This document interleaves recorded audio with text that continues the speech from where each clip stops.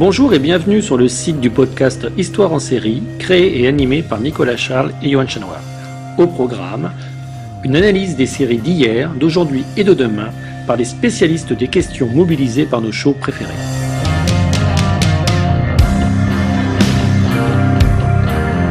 Histoire en série, c'est le podcast qui met en relation histoire, sciences humaines et séries.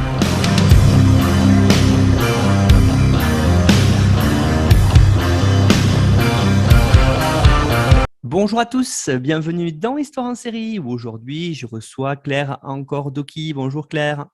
Bonjour. Alors Claire, vous êtes professeure agrégée d'anglais à l'université Jean Jaurès Toulouse, donc l'ancienne Toulouse Le Mirail, et doctorante en civilisation américaine sous la direction des professeurs Anne Stéphanie et Lionel Larrey. Lionel Larrey, le président de l'université Bordeaux-Montaigne que l'on salue et qui est venu nous présenter justement une excellente série sur les Amérindiens. Je renvoie les auditeurs et auditrices à cette émission. Alors vous travaillez Claire sur l'évolution de l'enseignement de l'histoire auprès des Dakota et des Lakota du Dakota du Sud. Et dans le cadre de votre doctorat, vous avez été lauréate des bourses Fulbright, Lucy et de l'Institut des Amériques. Vous êtes l'auteur d'un article sur la souveraineté autochtone en milieu scolaire paru dans la Revue française des études américaines et vous avez participé à plusieurs ouvrages collectifs. On a mis tout ça en bibliographie sur notre site internet, comme toujours, histoireensérie.com. Allez-y, vous aurez le résumé de l'émission et de toutes les émissions d'ailleurs depuis le début. Vous pouvez vous y rendre, les plus de 200 épisodes qu'on a pu faire sont dessus. Vous pouvez aller aussi les réécouter. Alors Claire, aujourd'hui, on l'a compris, votre spécialité, c'est les peuples amérindiens. Donc, vous allez nous présenter une série qui s'appelle Rutherford Falls. Alors, vous m'excusez Claire pour l'accent anglais. Je sais qu'il est largement moins bon en tout cas que le vôtre. Mais pour commencer déjà, cette série, vous allez nous la présenter, nous dire qu'est-ce qu'on peut y trouver dedans. Oui, alors merci beaucoup Nicolas de m'avoir proposé de participer à votre podcast. Donc Rutherford Falls, c'est une série qui est sortie en 2021. Donc c'est une sitcom qui vient de Situation Comedy, donc c'est la comédie de situation. Et elle a été créée par Ed Helms. Alors c'est un acteur et producteur qu'on a vu dans pas mal de films et de séries comme Very Bad Trip par exemple ou The Office, la version US. Donc il est assez connu. Aussi Michael Schur, qui est lui un réalisateur, un producteur, donc il a fait des séries comme Parks and Recreation, The Good Place, Brooklyn Nine-Nine, et il a joué dans The Office aussi. Donc on voit un petit peu la lignée dans laquelle Rutherford Falls va je sais pas, s'installer ou va suivre en tout cas. Et la troisième créatrice de cette série, c'est Sierra Taylor Ornelas, qui est une réalisatrice et une scénariste Navarro. De la tribu Navarro. Elle a elle aussi travaillé sur Brooklyn Nine-Nine ou la série Superstore. Et elle est notamment connue pour son combat pour plus de diversité dans ce qu'on appelle les writers' rooms. Donc, c'est les réunions de scénaristes. Voilà, donc cette idée de sitcom sur les Amérindiens, elle vient d'abord de Ed Helms et Michael Schur, qui sont ensuite allés chercher Ornelas pour justement avoir un œil et un angle amérindien, qui est très important en fait quand on fait une série sur les Amérindiens évidemment. Et Rutherford Falls, je l'ai choisi parce que, alors déjà c'est une série assez récente, donc je trouve que c'est intéressant, mais aussi parce que c'est une des premières avec un staff, une équipe de tournage et un casting avec beaucoup d'Amérindiens à la télé, donc c'est environ 1 sur 2 pour cette série-là. Depuis, il y a eu Reservation Dogs, donc comme vous l'avez dit, vous avez fait avec mon directeur de thèse, que je salue aussi, Lionel Larrey, Reservation Dogs qui a une équipe plus importante encore d'Amérindiens. Et donc, le casting principal de cette série, c'est Ed Helms, qui joue Nathan Rutherford, donc l'un des personnages principaux. Jana Schmieding, qui est une Amérindienne de Cheyenne River. Donc, Cheyenne River, c'est des Lakota ou Dakota, du Dakota du Sud, donc près de mon sujet d'étude. Elle joue Regan Wells.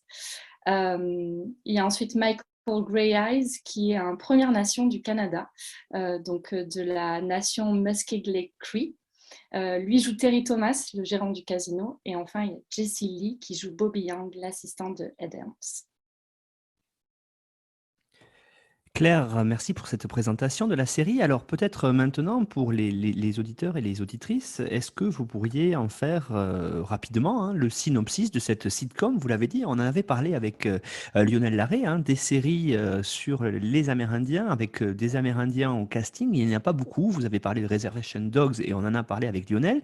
Mais effectivement, cette série-là, en plus sous forme de sitcom, donc quelque chose d'un peu plus comique, c'est quelque chose d'assez rare. Alors le synopsis, ça parle de quoi cette série? Alors, cette série, c'est l'histoire de Nathan Rutherford et de Regan Wells, donc qui sont amis d'enfance. Donc, Nathan Rutherford, lui, il est descendant de colons blancs. Et Regan, elle vient de la tribu des Minnetonka. Donc, Rutherford Falls, qui est la ville dans laquelle tout se passe, c'est une ville fictive. Et la tribu Minnetonka est aussi une tribu fictive. Donc, ces deux amis d'enfance, ils sont confrontés à une crise dans la ville parce qu'il y a une statue en plein milieu d'un carrefour, c'est la statue de Old Larry, qui est le père fondateur de la ville et ancêtre de Nathan. Et cette statue, en fait, elle crée beaucoup d'accidents parce qu'elle est vraiment en plein milieu d'un carrefour, elle n'a rien à faire là. Et d'un côté, donc, Nathan, il veut préserver à tout prix cette statue parce qu'il y a beaucoup de gens qui veulent qu'elle soit enlevée à cause de ces accidents, mais aussi parce qu'il y a des militants qui pensent qu'elle devrait être remplacée ou déboulonnée parce que c'est toujours la commémoration d'une figure coloniale. Donc, il y a Nathan d'un côté qui veut préserver à tout prix cette histoire et l'histoire de ses ancêtres dans son musée, dans sa ville. Et d'un autre côté, il y a Regan qui oscille entre la loyauté envers son ami et aussi les demandes et les besoins de sa communauté Minnetonka, qui est de manière générale pour le retrait de cette statue. Et donc, c'est intéressant parce que tout au long de la série, il y a tout un jeu entre les relations entre les allochtones et les autochtones, entre la culture dominante américaine et la culture Minnetonka autochtone. Et des questions se posent sur le moyen de préserver, perpétuer, commémorer les personnages historiques, etc. Toujours avec beaucoup d'humour. Donc c'est un angle intéressant. Alors, on va maintenant rentrer un petit peu dans cette émission, Claire, si vous le voulez bien, et vous allez peut-être, en guise d'introduction, je veux dire, nous dire quels sont les thèmes que vous avez choisi d'aborder pour évoquer cette série, et à travers cette série, les peuples amérindiens. Alors, les thèmes que je vais aborder, ils sont plus ou moins résumés par le monologue d'un des personnages, qui est Josh, un journaliste venu de New York, qui travaille pour NPR, qui est un peu le France Inter américain. Il est joué par Dustin Milligan, qu'on a vu aussi dans Schitt's Creek, très très bonne sitcom aussi que je recommande. Donc Josh, il explique, ou il pose la question de quelle est l'histoire de l'Amérique. Est-ce que c'est un récit d'innovation et de réussite ou d'oppression et d'avarice? Un récit de liberté ou de pouvoir? Qui écrit l'histoire et une fois écrite peut-elle être changée? Et en fait, il pose cette question parce qu'il essaie de pitcher un reportage qu'il veut faire, un podcast, comme vous et moi, Nicolas. Il essaie de faire un podcast en fait sur la crise qui est en train de se passer à Rutherford Falls et de voir quels sont les plus grands thèmes qui peuvent être abordés à travers cette petite crise autour d'une statue. Donc c'est ce dont on va parler ensemble.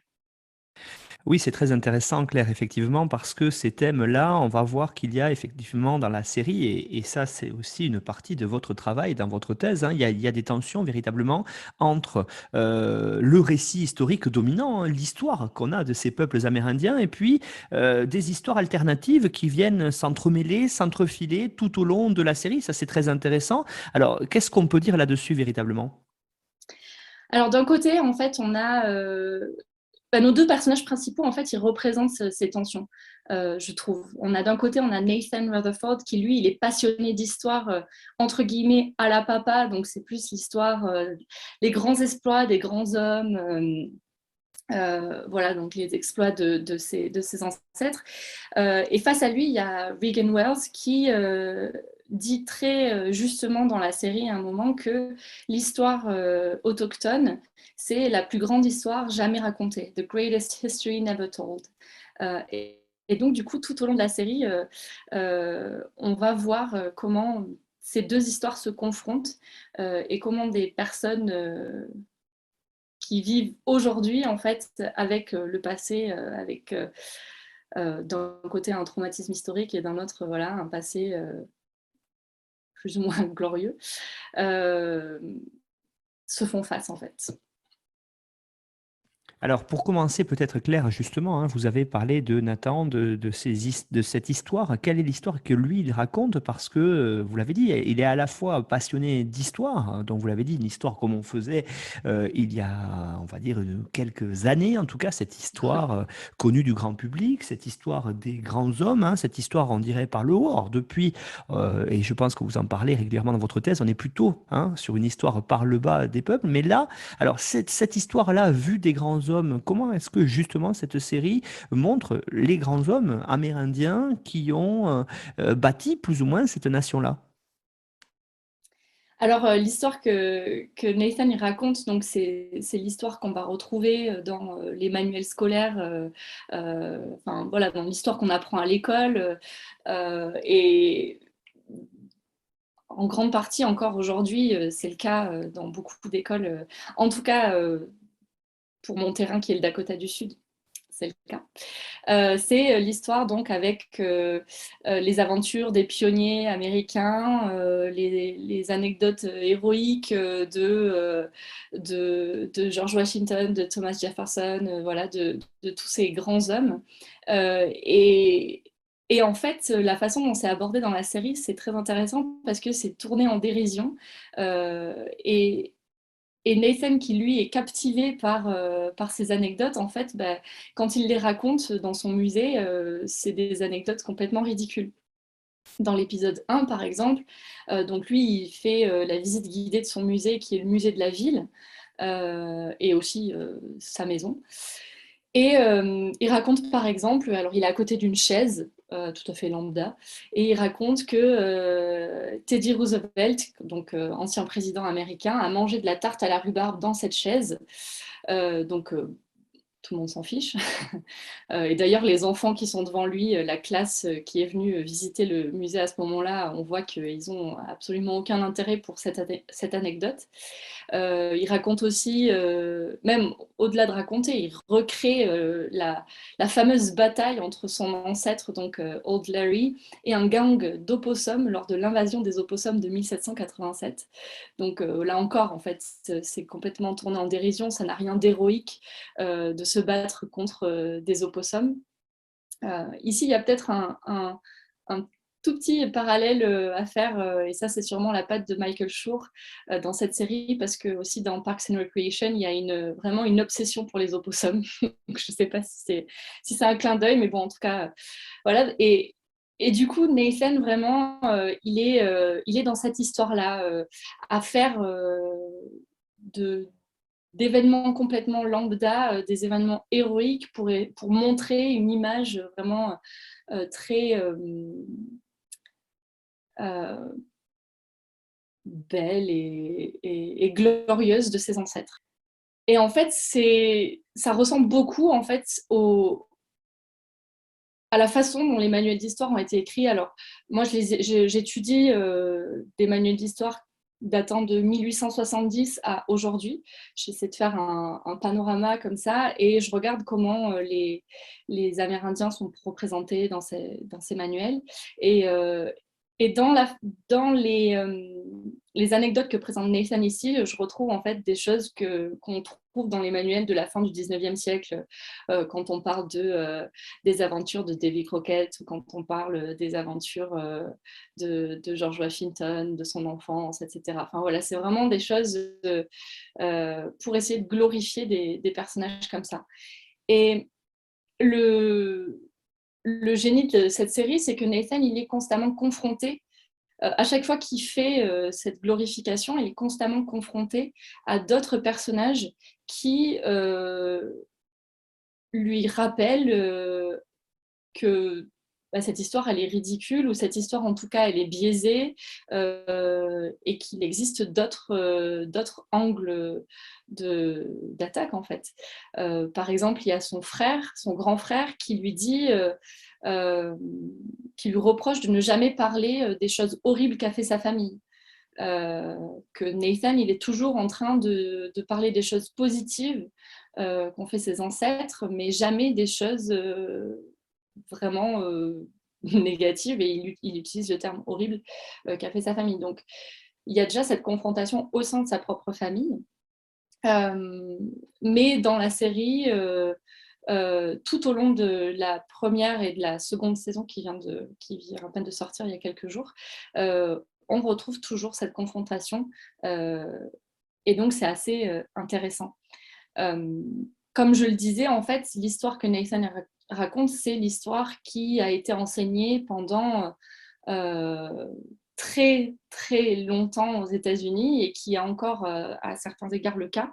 On sait que l'évolution de l'histoire qui est racontée dans les manuels scolaires, elle ne va pas aussi vite que l'historiographie générale, même si, voilà, depuis aux États-Unis, en tout cas depuis la période des droits civiques, il y a une avancée, comme vous le disiez, avec une histoire qui est plus racontée de bas en haut. Mais dans les manuels scolaires, c'est quelque chose qui met beaucoup de temps à changer. C'est très conservateur en général. Je mets ma main à couper qu'en France, c'est à peu près la même chose. Mais donc, du coup, voilà, pendant très longtemps, cette histoire, elle a été racontée. Donc, l'histoire des grands noms, on a Christophe Colomb, on a John Smith, qui est donc un des personnages de Pocahontas, mais qui est aussi un personnage historique. Il y a Thomas Jefferson, il y a George Washington, etc. Et ils sont toujours représentés comme des personnages positifs, de vrais héros, alors que on sait que Thomas Jefferson, par exemple, était esclavagiste. On sait, alors bon, Christophe Colomb, c'est encore autre chose, parce que lui, il n'a même pas foulé le sol états-unien, mais c'est quand même un héros aux États-Unis. Donc, bon, c'est quand même incroyable. Mais donc, toute cette histoire, elle représente l'histoire d'une nation exceptionnelle, en fait. On utilise les grands hommes, on utilise ces héros pour dire que vraiment, regardez, notre nation, elle est exceptionnelle parce qu'elle a été bâtie par des hommes, principalement des hommes, exceptionnels. Et donc, ça renforce une idée de patriotisme. On entend beaucoup aujourd'hui, en fait, des hommes politiques, mais pas que. Même quand on va aux États-Unis, on voit partout que les États-Unis, c'est le meilleur pays au monde. Ils disent ça, donc ça vient bien de quelque part, cette idée-là, et c'est renforcé, en fait, par la façon dont l'histoire est enseignée. Et du coup, dans ces manuels scolaires et dans la façon dont l'histoire est enseignée à l'école, les Amérindiens, eux, ils ont une place d'acteurs secondaires, voire même pas d'acteurs, tout court, juste des objets voilà, qui sont là dans le fond. Ils sont souvent passifs, ils sont aussi souvent idéalisés. On a l'image du noble sauvage et de l'ignoble sauvage aussi en face, avec l'histoire violente de batailles où systématiquement les Amérindiens sont représentés comme étant les agresseurs et non pas les agressés. Or, on sait que la réalité, elle est beaucoup plus nuancée que ça.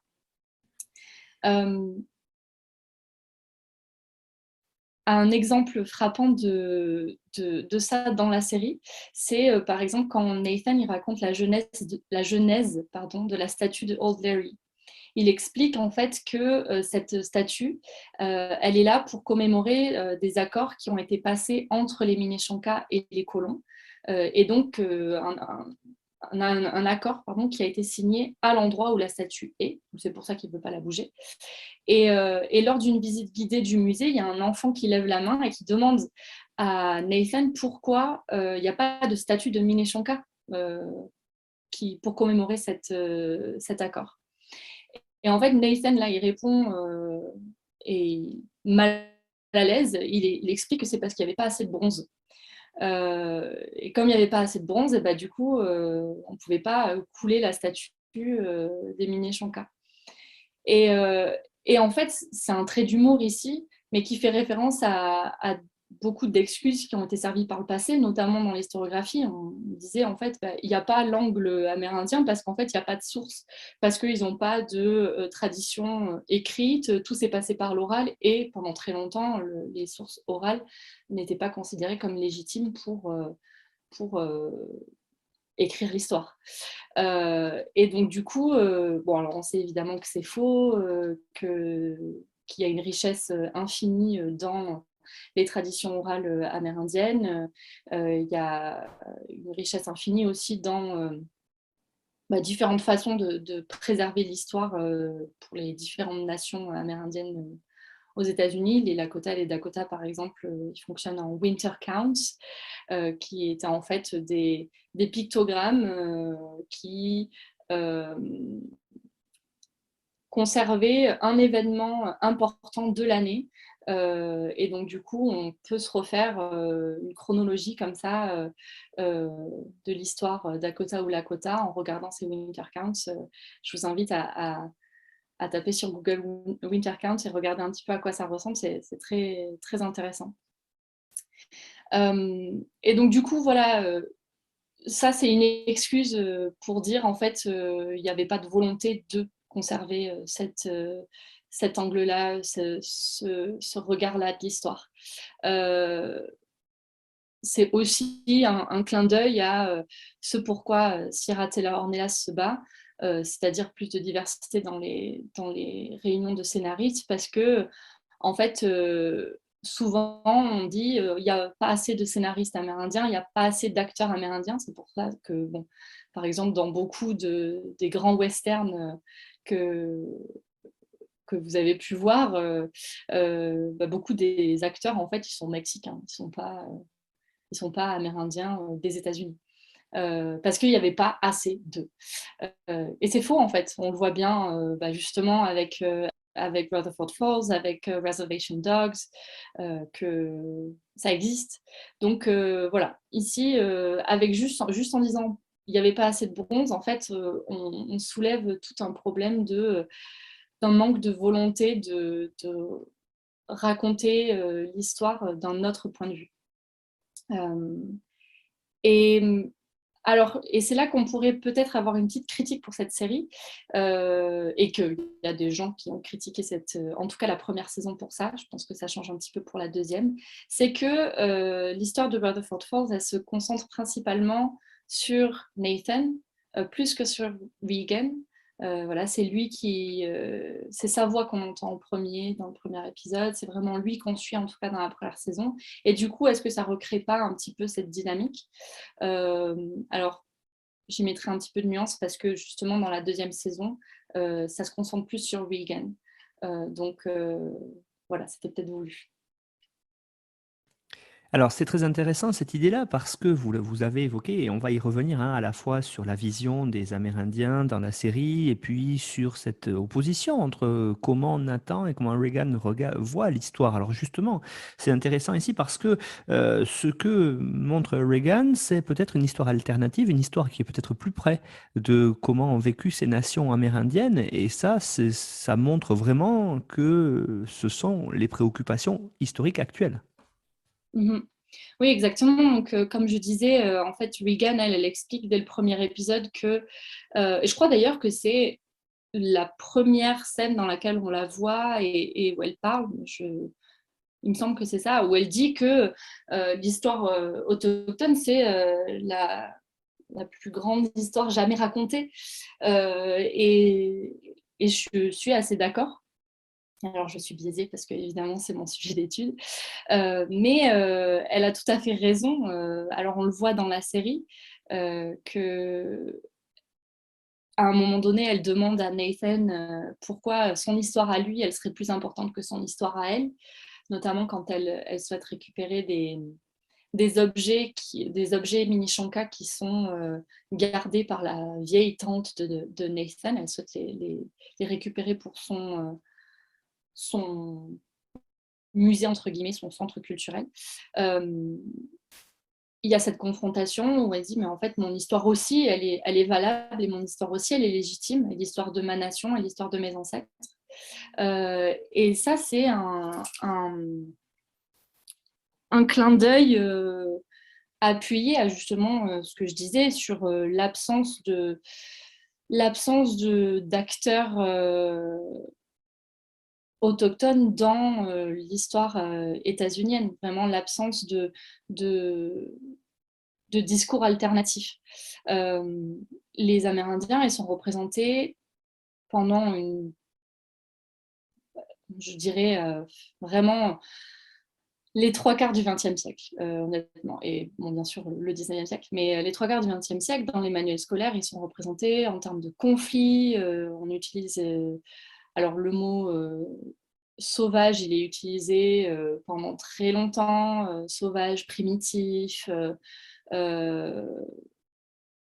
etc., etc. Et surtout, les Amérindiens, en fait, dans les manuels d'histoire, ils disparaissent à la fin du 19e siècle. En fait, voilà, le travail de la colonisation a été fait. Les États-Unis, tels qu'on les connaît aujourd'hui, à peu près, voilà, ils existent dans leurs limites. Le, le chemin de fer est arrivé au Pacifique, donc du coup vraiment les États-Unis sont établis, et du coup forcément ça veut dire que les Amérindiens ils doivent disparaître, parce que s'ils sont encore là, et ben, les États-Unis ne sont pas légitimes d'exister, parce que la terre ne leur appartient pas. Et donc on les représente dans les récits historiques comme ce qu'on va appeler The Vanishing Indian, comme étant alors morts ou intégrés dans la société dominante. Donc voilà, en tout cas, la forme dans laquelle ils existaient avant, c'est-à-dire en tribu, avec leur propre système politique, social, économique, leurs propres traditions, religions, etc., ça n'existe plus. En tout cas, c'est ce qui est dit dans les manuels scolaires. Et en fait, dans les faits, c'est tout à fait faux. La démographie, leur démographie, elle augmente après 1900. Donc voilà, même dans les chiffres, ça colle pas. Tout au long du XXe siècle, une histoire très riche de militantisme, de batailles politiques, etc. Donc tout cet effacement, il est faux, et il fait que c'est absolument pas normal que l'histoire de Nathan elle soit considérée comme étant plus importante que celle de Regan, parce qu'elle est tout aussi riche, elle est tout aussi... et surtout, elle est tout aussi importante pour l'histoire de la ville de Rutherford Falls, parce que sans cet accord entre les Minneshanka et Old Larry, en fait, la ville n'existe pas non plus. Donc voilà, c'est vraiment beaucoup de ces... Enfin, c'est tous ces thèmes qui se jouent dans cette série de façon humoristique, mais aussi, je trouve en tout cas, qu'ils sont traités assez intelligemment. Claire Ankorilloki, c'est intéressant ce que vous venez de dire tout à l'heure en parlant des... J'aimerais qu'on y revienne un petit peu parce qu'effectivement, cette statue qui est au cœur de l'intrigue de cette sitcom, on peut le replacer dans ce mouvement qu'il y a eu dans les pays américains, hein, que ce soit dans les Caraïbes, que ce soit aussi aux États-Unis, ces mouvements de retrait de statut de Colomb, hein, par exemple de Christophe Colomb, hein, qui est vu comme un héros par une partie, mais pour d'autres découvre de l'Amérique à l'origine de l'extinction d'une partie des peuples caraïbes, par exemple. On voit bien qu'il y a une histoire très contrastée, et à travers ces statuts-là, dans la série, on veut nous évoquer tout ça. Oui, tout à fait. Donc, il y a la question autour du retrait des statuts. Comme vous avez dit, en fait, il y a eu des mouvements assez récemment de déboulonnage de statuts. Et du coup, il y a la question de est-ce que retirer une statue, c'est réécrire l'histoire? Est-ce que c'est surtout effacer le passé? Et justement, il y a eu des mouvements pour essayer de les conserver et d'autres pour les déboulonner. Et ceux qui souhaitent les conserver, en fait, ils sont plus du côté de non, c'est effacer le passé, il faut pas effacer le passé, voilà, ça a existé. Et de l'autre côté, on est oui, mais bon, on est en train de célébrer un personnage qui a été, enfin, qui a oppressé une grande partie de la population. Et donc, il y a ces tensions qui se jouent. Et dans la série, ça se voit très bien. Donc, justement, avec tout le problème autour de la statue de Old Larry.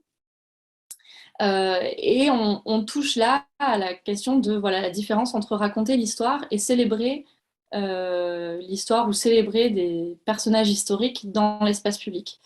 Euh, et donc, du coup, d'un côté, on a Nathan qui souhaite conserver cette statue, parce qu'il est fier de son héritage, parce que lui, il est persuadé que l'accord qui a été signé entre les Minneshanka et Old Larry, c'est un accord juste et honnête. Il le répète plusieurs fois dans la série, et ça aussi, c'est beaucoup remis en question, notamment par les personnages amérindiens, qui se moquent en fait de ce juste et honnête. Juste et honnête pour qui, en fait? Et d'un autre côté, il y a euh, Reagan, mais surtout en fait la communauté Minneshanka derrière qui souligne que bah, cette statue, c'est une célébration de l'histoire blanche, en fait. C'est pas une célébration de l'accord, parce que bah, on ne célèbre pas les deux côtés de cet accord, des personnes qui ont signé cet accord. Et je pense que ce mouvement donc, de commémoration, de retrait des statues, il a particulièrement été important aux États-Unis, justement parce que l'histoire qui a été enseignée à beaucoup d'États-Uniens, mais aussi, bah, comme vous l'avez dit, dans d'autres pays du continent américain, mais je m'y connais moins pour les autres pays, mais en tout cas aux États-Unis, c'est l'histoire qui a été enseignée, c'est l'histoire qui a été tournée vers la célébration de ces personnages. Et donc on n'arrive pas trop à faire la différence entre... Enfin, on se dit que cette statue, c'est l'histoire, alors que non, en fait, cette statue, c'est une vision de l'histoire, une, un pan de l'histoire. Et l'enlever de l'espace public, ne pas le célébrer, ça ne veut pas dire effacer toute cette histoire. Ça veut dire, en fait, juste bah, ne pas le célébrer et peut-être y mettre à la place des personnages autres. Voilà, qui sont peut-être un petit peu moins problématiques en tout cas. Mais bah, oui, en tout cas, c'est un débat très très contemporain. On a vu avec le retrait de statut de Christophe Colomb ou d'esclavagistes ou de confédérés dans le sud des États-Unis, avec la participation notamment du mouvement Black Lives Matter. Il y a aussi sous d'autres moyens aux États-Unis, par exemple, remplacer ce qu'on appelle le Columbus Day, donc la journée de Christophe Colomb, en fait, par un Indigenous Peoples Day, donc la journée des peuples amérindiens. Dans certains États, ça a été fait, pas dans tous. Euh, voilà, mais c'est vraiment c'est tout un package, je dirais, en fait, qui montre vraiment la portée très politique de l'histoire, dans la commémoration des statues, mais aussi dans cette série, en tout cas, dans tous les aspects de cette série, je trouve qu'il y a vraiment cet aspect politique de l'histoire et qui l'écrit, qui est acteur de cette histoire et qui a le droit de la changer. Voilà.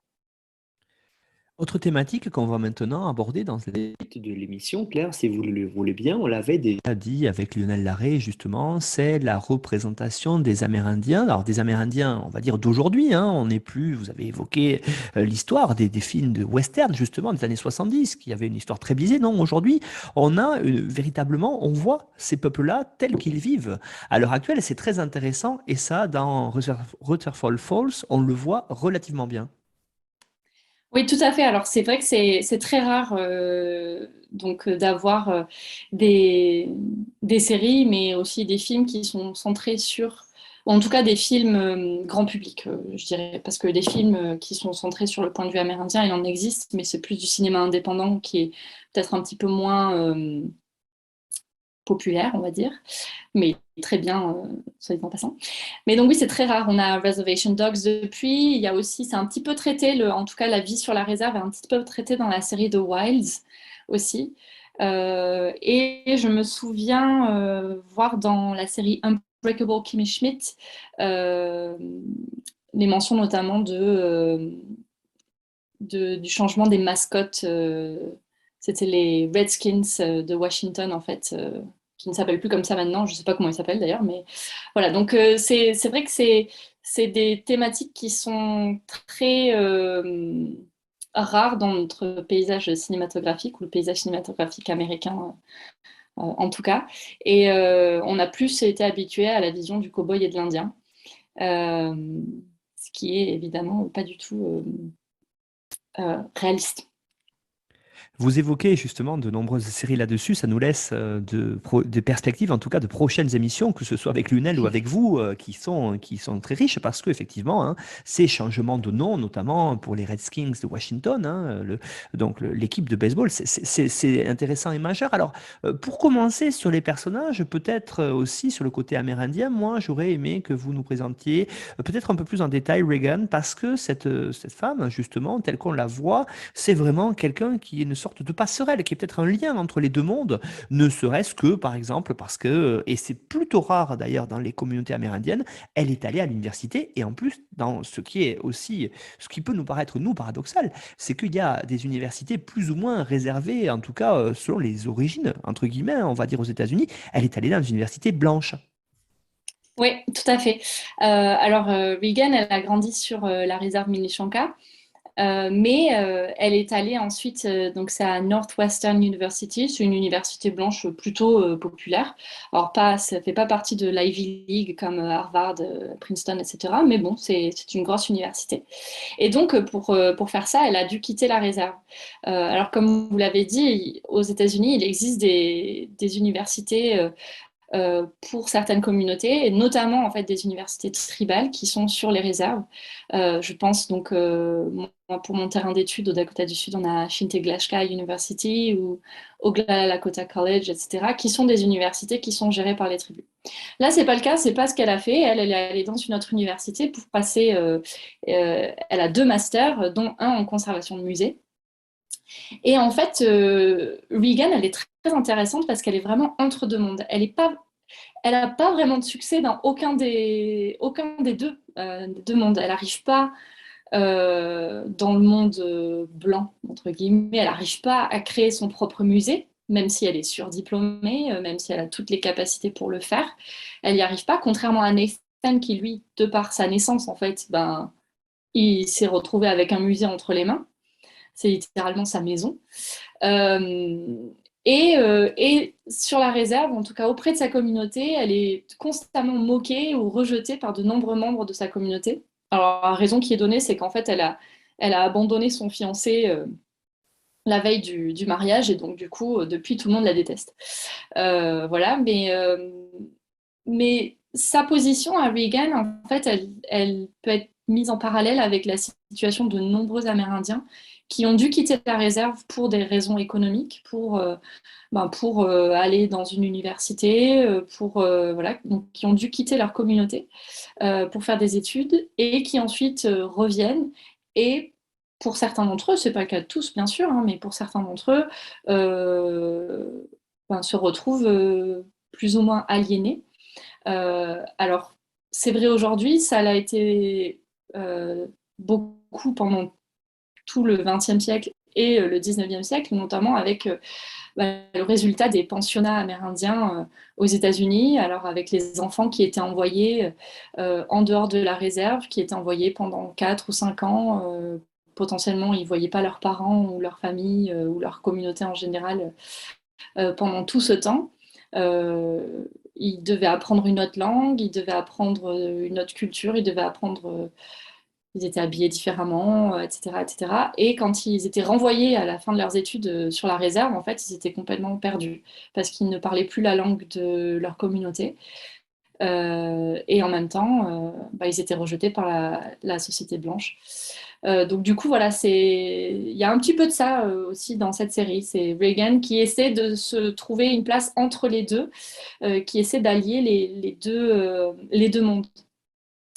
On le voit aussi notamment avec sa réaction quand elle a beaucoup d'objets de sa communauté qui lui arrivent à son centre culturel. En fait, à la base, ça part d'une blague de deux de ses collègues qui sont tout le temps en train d'essayer de la bisuter. Et, en fait, ils mettent une annonce sur Facebook pour que les gens de la communauté Minneshanka donnent plein d'objets pour le centre culturel, donc pour le mini-musée de Reagan. Et en fait, les gens, ils ramènent des choses qui, à premier abord, ont l'air d'être des choses qu'on amène à la déchetterie. Elle trouve un blender, elle trouve voilà, des choses qui n'ont pas trop de sens pour elle comme ça. Et en fait, c'est en parlant avec les gens de la communauté, en parlant avec les gens qui ont donné ces objets, qu'elle se rend compte de l'importance de ces objets. Elle parle avec un homme qui explique que le blender, il a été à Standing Rock quand il y a eu les manifestations contre la pipeline, la North Dakota Access Pipeline. Donc c'était en 2016. Et donc ce blender, il a servi en fait pour ces militants-là. Donc c'est vraiment un objet historique et elle s'en rend compte en parlant aux gens. Et donc là, j'ai trouvé que c'était très intéressant parce que ça montre que ce que je disais tout à l'heure avec le fait qu'il y a certaines sources qui ne sont pas légitimes, les sources orales par exemple, la tradition orale, etc., qui pourraient ne pas être légitimes, en fait là, Reagan, elle ne se serait pas rendue compte de l'importance de ces objets pour sa communauté si elle n'avait pas été parlée aux gens. Et cette connaissance, elle ne peut pas l'avoir elle n'est pas écrite dans un livre, elle n'est pas écrite sur la face des objets en fait. Les objets historiques ne sont pas forcément toujours des œuvres d'art. Ça peut être aussi des choses un petit peu du quotidien comme ça. Et donc, voilà, Reagan, elle représente cette vie entre deux mondes. Il y a d'autres personnages aussi dans cette série qui représentent ça. Je pense notamment à Terry Thomas, qui est donc le gérant du casino, qui est un personnage très intéressant aussi. Et il y a un épisode qui est sur lui où il raconte un petit peu comment il s'est retrouvé gérant d'un casino. Et il fait un petit peu... je ne sais pas si la morale est un bon terme, mais en tout cas, il remet à sa place Josh, donc le journaliste, qui lui demande s'il trouve pas qu'il dessert un peu la cause de sa communauté en étant aussi tourné vers le capitalisme et donc en gérant un casino qui est le symbole parfait du capitalisme. Et en fait, Terry lui explique que les deux sont tout à fait compatibles, qu'il faut arrêter d'essentialiser l'Indien dans un rôle voilà, enfin, dans l'Indien du passé, quoi, l'Indien du 19e siècle. Les Amérindiens aujourd'hui, ils ont tout à fait le droit de prendre part au capitalisme tout en servant leur communauté et enfin, sans pour autant perdre leur légitimité ou quoi que ce soit. Vous avez évoqué cette notion essentielle, hein, je crois, quand on parle de ces peuples amérindiens, cette notion de communauté. Alors c'est vrai que cette notion, elle est aussi renforcée, vous avez évoqué le thème, par le fait qu'ils vivent dans des réserves, hein, dans lesquelles on les a parqués depuis le 19e siècle, et donc depuis ce qu'on a appelé cette conquête de l'Ouest, en tout cas aux États-Unis. Mais ici, hein, vraiment, dans la série, la communauté, c'est au cœur, hein, de l'histoire, de ce qui est raconté dans cette sitcom. Oui, tout à fait. Et du coup, c'est intéressant parce que, donc, comme vous dites, ils ont été parqués dans des réserves au 19e siècle. Et ces réserves, à la base, elles n'étaient pas censées être elles n'étaient pas censées être là pour toujours, quoi. C'était une solution plus ou moins à court terme. On les mettait, en fait, alors au début, on les mettait à l'ouest du Mississippi parce que bon, bah, c'était assez loin. Puis ensuite, on les a mis dans des espaces qui ne nous intéressaient pas. Enfin, je dis nous, les colons ne les intéressaient pas. Donc, ils ont été placés sur des terres qui n'étaient pas fertiles, voilà, où il n'y avait pas vraiment d'intérêt pour les colons de s'installer. Maintenant, c'est le retour de bâton parce qu'il se trouve qu'il y a beaucoup de ces terres aussi qui sont riches en minerais. Donc voilà, c'est pour ça notamment qu'on veut les utiliser pour des choses diverses et variées. Et qu'il y a des gros problèmes aujourd'hui sur l'extraction minière, par exemple, sur des entreprises qui souhaitent tirer profit en fait, sur les terres tribales. Et du coup, ces réserves, elles se sont retrouvées isolées en fait, du reste de la société états-unienne. Et ça a renforcé, je pense, d'autant plus l'importance de la communauté chez les Amérindiens. Elle était déjà très, très importante avant, mais ça a permis peut-être de sauvegarder cette cohésion de la communauté aujourd'hui dans une société états-unienne qui est très tournée sur l'individualisme. Voilà. Les réserves ont ça de positif d'avoir permis de conserver ça. Et ça se voit dans la série parce que Regan, elle doit essayer de se racheter auprès de sa communauté pour l'affront qu'elle a fait. Et elle doit faire plein de petits travaux pour se racheter auprès de sa communauté. Elle doit aller couper du bois pour telle personne. Enfin voilà. Faire plein de petites choses comme ça pour se racheter, pour se refaire une place et pour être soutenue en fait par les membres de sa communauté. Et on parle de ça tout au long de la série. La philosophie du give back, donc c'est de rendre l'appareil en fait, qui est notamment présenté par Terry Thomas, qui explique, donc justement, lui, ok, il est gérant du casino, ok, il peut avoir cette image de personnes qui se seraient plus ou moins écartées du droit chemin, mais en fait, il utilise sa notoriété, il utilise sa position pour rendre ce qu'il a à sa communauté. Et ça, c'est quelque chose qu'on remarque beaucoup dans les communautés amérindiennes aux États-Unis. Voilà, toujours essayer de rendre à la communauté ce qu'on peut. C'est notamment pour ça qu'il y a beaucoup d'universités tribales qu'on mentionnait plus tôt qui offrent des diplômes dans l'éducation ou dans le droit, par exemple, dans le droit pour défendre les intérêts des Amérindiens, dans l'éducation, pour perpétrer autant qu'on le peut les cultures amérindiennes. Voilà. Donc c'est quelque chose qui est présenté dans la série et qui est vraiment présent aussi dans beaucoup de communautés amérindiennes. Et on voit vraiment que c'est très important pour Regan d'avoir l'approbation de sa communauté, plus qu'autre chose d'ailleurs. Un des seuls moments où on la voit pleurer, en fait, c'est parce qu'il y a une doyenne de sa tribu qui vient la voir et qui lui donne son approbation, en fait, qui lui dit qu'elle fait les choses bien. Et ça, c'est très important, en fait, d'avoir cette approbation de la part de la communauté, de se sentir utile, en fait, pour aider la communauté. Autre aspect majeur, et qu'on avait d'ailleurs déjà évoqué avec Lionel Larrey, quand on voit ces séries actuelles sur ces communautés amérindiennes et ces séries donc, qui montrent ces communautés aujourd'hui principalement et non pas à travers l'histoire, on voit qu'il y a beaucoup d'humour et ça c'est quelque chose de marquant. Alors oui, certes, ici on est dans une sitcom, donc une série qui, vous l'avez dit, de comique de situation, une série qui sert à faire rire, mais enfin quand même c'est quelque chose de majeur dans les communautés amérindiennes, cet humour.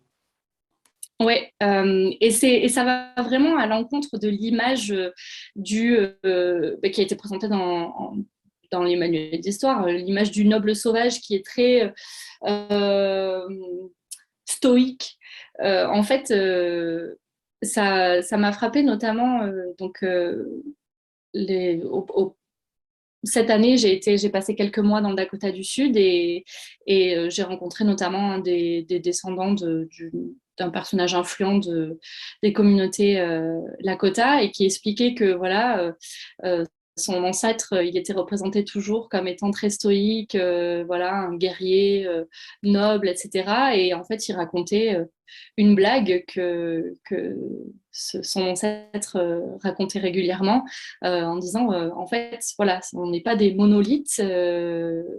L'humour, il est là depuis toujours. Et c'est souvent un trait de. Avoir de l'humour, on dit souvent que ça cache des gros traumatismes. Et en tout cas, ça peut être une des raisons qui explique pourquoi les communautés amérindiennes ont beaucoup d'humour. En tout cas, dans cette série, ça se voit parce que alors bon, déjà c'est une sitcom, donc c'est un petit peu la base, hein, c'est censé être drôle. Mais aussi les personnages amérindiens, ils se moquent constamment des autres, des blancs notamment. À un moment, la fille de Terry Thomas, elle est en train de faire de faire un médaillon en perles, et son père lui dit qu'elle pourrait se faire $350 avec ça, 400 si elle le vend à un blanc. Donc là, c'est un peu voilà, se moquer de l'industrie du tourisme et des Blancs qui sont prêts à payer des sommes exorbitantes parce qu'ils n'ont pas du tout la notion de ce que vaut tel ou tel objet. Et puis surtout, en fait, c'est marrant de leur piquer de l'argent, en fait. Euh, Ça leur revient finalement. Donc c'est l'humour dans cette série, elle est très important. Donc, ils se moquent des blancs, mais ils se moquent aussi d'eux-mêmes en justement euh, se disant que, en jouant l'Indien, le noble sauvage, en jouant l'Indien stoïque, en jouant l'Indien solennel pour arriver à leur fin, voilà, en utilisant tout ça. Et ça, bon, Lionel Larrey l'a expliqué bien mieux que moi, donc je propose aux auditeurs et aux auditrices d'aller écouter son épisode. Mais voilà, c'est quelque chose de très présent et qui est important pour parler des sujets si euh, sérieux que sont l'histoire de la colonisation, le traumatisme historique des Amérindiens et, et la place qu'ils ont dans l'histoire états-unienne. Pour terminer cet entretien, Claire, sur cette série, hein, Rutherford Falls, j'aimerais qu'on voit peut-être aussi cette différence. Vous l'avez dit en filigrane tout au long de l'émission, cette différence qu'il y a aujourd'hui au sein de la société américaine, véritablement entre les différentes communautés. Et ici, donc, dans cette série-là, véritablement, les différences entre les Blancs et les Amérindiens. C'est-à-dire, être blanc semble, aux États-Unis en tout cas, bien montrer que on a plus de chances d'arriver à avoir certains aspects, certaines choses dans la vie que quand on est amérindien. On voit vraiment qu'il n'y a pas une égalité des chances et que ça, c'est très différent entre véritablement les Amérindiens qui, eux, vous l'avez dit, hein, par rapport aux études et tout ça, et puis les descendants de colons. Alors, c'est en termes d'études, mais aussi en termes d'opportunités économiques. Oui, tout à fait. Euh, On le voit avec le fait que Nathan, lui, il a un musée. Donc, comme j'ai dit, en fait, c'est sa maison. Ça lui revient parce qu'il est descendant de la famille qui a fondé la ville. Donc, il est gérant de ce musée. Et Regan, à côté, elle peine à avoir un cultural center, donc c'est un mini-musée qui est une pièce réservée dans le casino, que d'ailleurs beaucoup de gens ne comprennent pas que c'est censé être un musée et qui prennent ça pour une boutique de souvenirs, etc. Et alors que Regan, elle est surdiplômée. Elle a vraiment, disons qu'elle a le papier qui prouve que elle a toutes les capacités pour pour avoir son propre musée.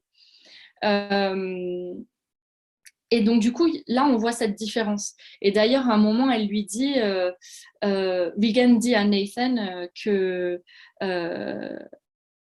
quand elle a eu le temps que ça lui a pris à elle pour avoir 2 masters, bah, lui, il avait un musée.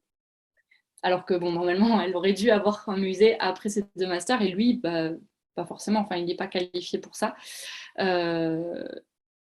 Et donc là, il y a ce manque d'opportunités, en fait. Même si Regan, elle est partie dans une grande université pour avoir son diplôme, en fait, elle revient et elle a pas grand-chose, en fait.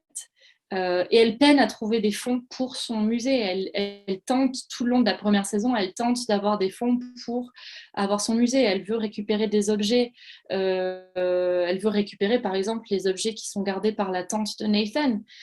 Mais elle n'a pas les fonds pour ça. Donc, alors au final, elle y arrive, mais il y a toujours cette question-là de l'opportunité, de même si on fait l'effort de partir de la communauté pour avoir, pour se donner les chances d'avoir un métier euh, qui nous intéresse, eh bien, il y a peu de chances qu'on arrive à aboutir à ça. En tout cas, si on revient dans notre petite ville. Et, et c'est un vrai problème parce que aussi, en fait, là derrière, il y a aussi le manque d'opportunités sur la réserve. Il y a peu d'entreprises qui font le choix de s'installer sur les réserves. Et donc, du coup, pour trouver du travail, il faut la quitter. Il faut faire le choix, en fait, de quitter sa communauté ou d'avoir une vie confortable. Et, et c'est pour ça notamment qu'aux États-Unis, sur les réserves, le taux de chômage, il explose par rapport euh, aux autres régions, enfin au reste du pays. Donc, on retrouve ça ici. Euh, et on retrouve un petit peu, parce que Nathan est quand même assez compréhensif jusqu'à une certaine limite dans cette série. C'est quand même un personnage qui est positif, hein, malgré toutes ces minutes que j'ai passées à dire que bon, il n'était pas terrible, mais il est quand même assez positif, il est quand même ami avec Regan, il essaie de l'aider, etc. Mais en même temps, il est très naïf.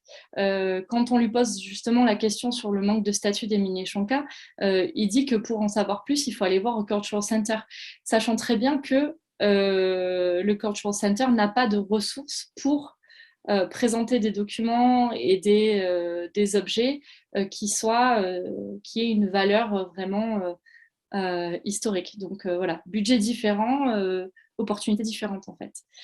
Euh, et du coup, voilà, Regan, elle a tout ce qu'il faut pour être établie, pour être reconnue, pour être légitime dans ce monde-là, mais eh ben, elle galère. Alors que Nathan, qui lui, il est juste bien né, on va dire, et lui, il a tout, il a l'argent, il a la notoriété, etc. Donc c'est vraiment un contraste qui, je pense, est vraiment parlant pour beaucoup de personnes qui vivent en fait entre ces deux mondes aux États-Unis, de devoir osciller entre est-ce que j'ai envie d'avoir une vie, est-ce que j'ai envie d'avoir un métier qui me plaît, qui paye, qui me permet d'avoir une famille, etc. Est-ce que je peux aussi avoir accès aux études parce qu'on sait qu'aux États-Unis, les études, elles sont payantes. Enfin, l'université est payante, donc déjà, qui a accès à l'université et où est-ce que je reste avec ma communauté et avec le risque de ne pas pouvoir avoir un métier qui va m'aider, quoi. Donc voilà, c'est un thème en plus dans cette série il y en a beaucoup d'autres dont j'ai pas parlé, donc j'invite tout le monde à regarder cette série et à faire votre propre avis, mais vraiment c'est une série très très riche et très intéressante sur ces jeux de pouvoir entre les blancs et les Amérindiens, entre l'héritage colonial et l'héritage amérindien. Et voilà. Claire Cordoki, merci beaucoup vraiment pour la présentation de cette série Rutherford Falls, donc pour une série, une sitcom sur une communauté en tout cas amérindienne pour les États-Unis. Alors, vous avez fourni, comme tous les intervenants et intervenantes, une bibliographie indicative que l'on retrouve sur la page de l'émission sur notre site internet histoireensérie.com. Et puis, n'hésitez pas à suivre notre actualité sur les réseaux sociaux, donc Twitter, notre Twitter @histoiresérie, et puis notre groupe Facebook Histoire en série pour en savoir plus sur les prochaines émissions, ou aussi pour nous poser des questions sur les émissions que l'on a déjà diffusées. En tout cas, vous nous avez laissé de belles opportunités, je pense, pour voir d'autres séries, que ce soit avec Lionel ou vous, en tout cas sur les peuples amérindiens. C'est très intéressant parce que ça fait partie des choses que l'on connaît peut-être moins ici en France, et donc du coup c'est aussi le but du podcast Histoire en série, c'est de faire découvrir d'autres choses à travers les séries aux auditeurs et aux auditrices. Vraiment, Claire, merci beaucoup, et puis à bientôt, j'espère. Merci à vous, au revoir.